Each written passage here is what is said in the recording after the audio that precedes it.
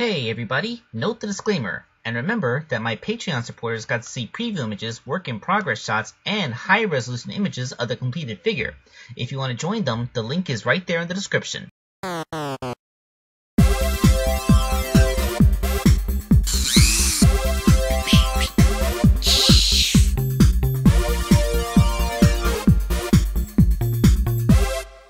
Hello out there, my friends! This is Wakeangel2K1 coming at you with a personal project, Whisper the Wolf. Yes, Whisper, one of the new characters introduced to the IDW Sonic comic.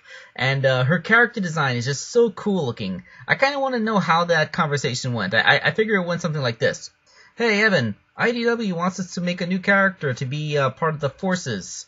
Oh, cool. Are there any guidelines? Yeah, actually, they just said that they wanted to kind of look like something that might have been created in the Forces creator. Oh, that's cool. Can I make her a waifu character? Pfft, are you kidding? She better be a waifu character. Yeah, I'm just messing around. Also, I did try to make Whisper in the Sonic Forces creator since I unlocked all the outfits. This is really kind of the closest I could get. I made a couple of versions of her just to be safe. I think the real big limitation is that only bird characters can have ponytails. Why the heck is that? Like, why are ponytails something that only birds can have? Birds don't even have hair. I don't know. I just find that really weird. It's a big limitation to the character creator, and well, I'm not reviewing the character creator, although I probably should because that's kind of my oeuvre, making custom Sonic characters. I don't know. Maybe I'll do it later. Although, am I the only one who sees this? When I look at Whisper, I think she kind of looks like Leela from Futurama. I don't know, I think it's like the bang and the ponytail, in addition to like the overall color scheme of her clothing. Not to mention that her mask has just one big eye on it, so when she puts the mask on, she kind of looks like a Cyclops. I don't know, like, she doesn't really act like Leela, but, she just kind of looks like a blonde, woofu version of Leela. I don't know. And of course we all know that in the comic, her iconic thing is that she's a sniper, and she has this really cool variable wisp on that can apparently use up to four different wisp powers at once. Well, at a time, but, most wisp-ons can only use one wisp, so, it's kind of cool that she has a variable one. Alright, we've been talking about the character long enough. Let's actually start making her toy. So, funnily enough, Whisper would actually be made out of a Blaze figure, just like Tangle. I guess, everybody's just coming out looking like Blaze these days. So the figure was easy enough to dismantle. This is the one that gave its hands and feet to the Sonico figure I made last year. But, I would end up swapping out the legs anyway, because, Whisper's feet and legs are actually much more similar to Amy's anyway. But we'll get to the legs later. Let's start with the head. Just like with Tangle, I cut off the hair points that Blaze has because they came out a bit too far, as well as her ponytail, but I left the ring on because, it's, even though she has a different style of ponytail, it's still a ponytail up there. So everything else is kind of resculpted. She has a big old bang, and she has different smaller hair points in the back of her head, and I painted the whole thing white to make it easier to paint yellow afterwards, and traced the outline of her, I'm going to call it her mask, even though it's just a fur pattern, on, out of pencil, and painted all the details in with her cutely, almost perpetually closed eyes and everything else. And once all this had a chance to settle, I sculpted on her big old ponytail. Now, an important part of this figure would be a mask, and I wanted it to be removable. But the thing is that because she has a bang that comes down over her face and it's attached there, I can't just put the mask on over it. Because in the comic, her hair goes over her mask, but then she also takes the mask off and puts it on top of her hair. So I would need to make two masks. A fully intact one for be on display when she's not wearing one, and one that has a cut in it for the bang so that she would be able to wear it and her hair would go over it. Okay, so here's how I did it. First, I took a piece of craft foam and I cut it into the shape that would fit underneath her bang, like this. Then I stuck a wire, this is from a twist tie, like what you would use to hold bread clothes, and I stuck it in like a needle through the craft foam and curled it around her face. Then I pulled the wire around to her ponytail and twisted it around the ponytail to form an anchor. This kept the mask in a naturally curved shape that matched the face. On top of this, I sculpted the mask detailings with epoxy. This would make sure that it retains the right shape and everything would fit until it hardened 24 hours later. I also repeated this with another piece of craft foam, but since it didn't actually have to be attached to the face, I just curled it around a similar sized ball so that I could have a fully intact mask that doesn't have the cut.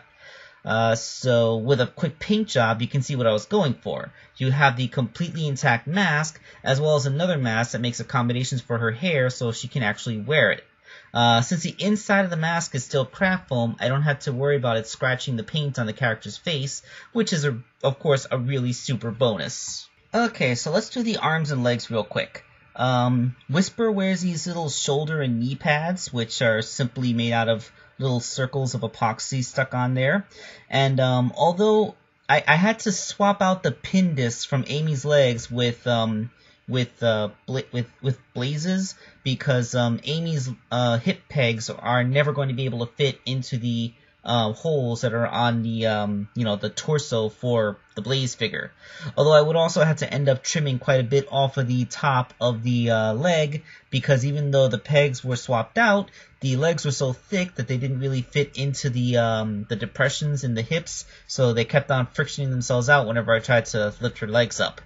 As for the hands, one of them is a spare Blaze hand that I happen to have on hand, and the other one is a Tails hand. I believe it's one of the holding thing types that came with the PDA device. This would allow her to actually hold onto her weapon later. As for the boots, they are of course Amy's, but I made the cut into the sole so that it has that whole texture tooth look that she has for her feet. It was an interesting little detail that I made just by cutting into the sole with an X-Acto knife. Gotta make sure that the angles go in properly. And with that, that's all you need to know about the arms and legs. So let's move on to the torso. Whisper would need a modest boob job, like not huge, but still bigger than Blaze's. And it's at this point that I realize how much her top is basically a corset. I don't know why she's going into battle wearing a corset, but since she's a sniper, I guess she doesn't really have to worry about melee fighting too much.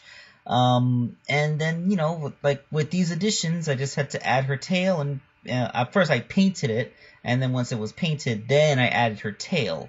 The tail gave me a bit of a hard time, because, Blaze's, well, I guess I have to say it this way. Blaze's butt is so small that there isn't a lot of surface area to glue a tail onto it. So a lot of times when I was working on it, the tail would just come off. So I had to make sure that I had a large enough surface area that attached the tail to the rear so that the glue would actually stick. So yeah, that's the thing that I had to say. And here is the Tangle base figure. I say base figure because we're still not done.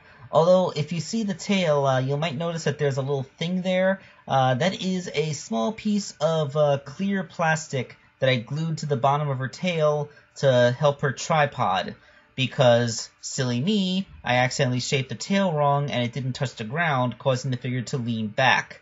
So I put that there to maintain her posture. The reason I didn't make a new tail was because I had to attach this one 3 times, and I didn't want to go and tear it off again. Alright, but enough about flaws with my execution. Let's get to those accessories. First is her poncho.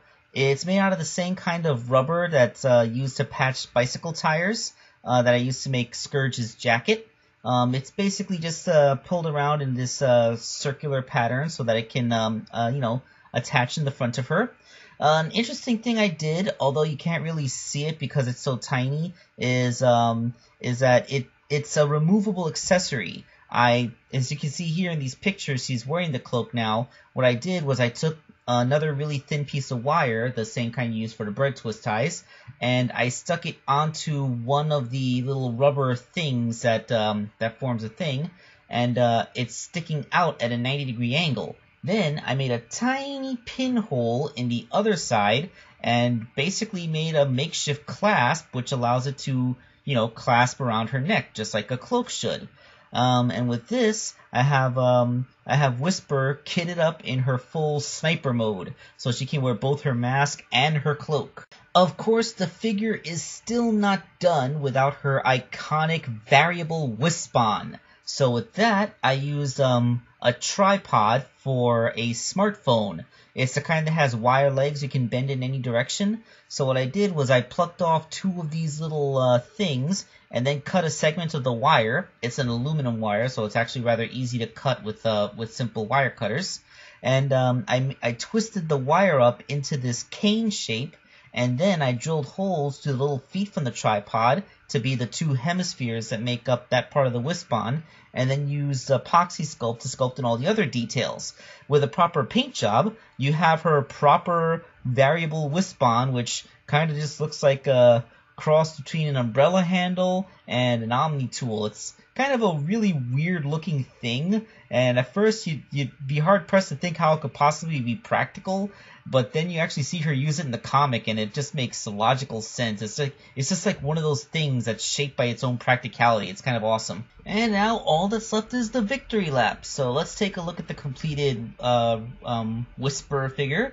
And yeah, she looks pretty darn cool. I'm really proud of how she came out. This is one of those times when the accessories are every bit as important as the figure itself, because the character is just a person who uses a lot of tools and gadgets. It's kind of like Batman with his utility belt, you know? And of course, the second mask is a cool accessory for her to just hold on to. Although with a little piece of double-sided tape, I can also mount it on her head the same way she wears it in the comic.